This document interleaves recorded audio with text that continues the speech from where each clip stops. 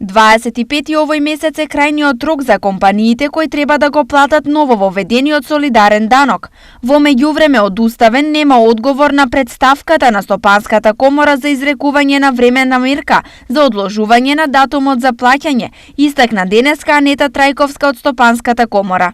Иницијативата е поднесена на 12.10 и во самата иницијатива е побарано времена мерка токму поради кратките рокови со цел да се спречи евентуално потоа настанување на некои последици кои што потешко може да се санира.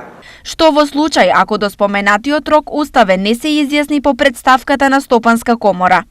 Ако нема судот одлука до утврдениот законски термин, нормално е дека треба да се почетуваат законите и легитимните постапки кои што се во сила.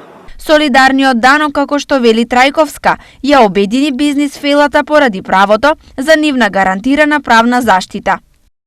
Кога збориме тоа, значи оваа добивка која што оствариле компаниите, ја оствариле во 2022 година. Таа добивка Унија планирала во претходниот период, кога важела одредена законска регулатива.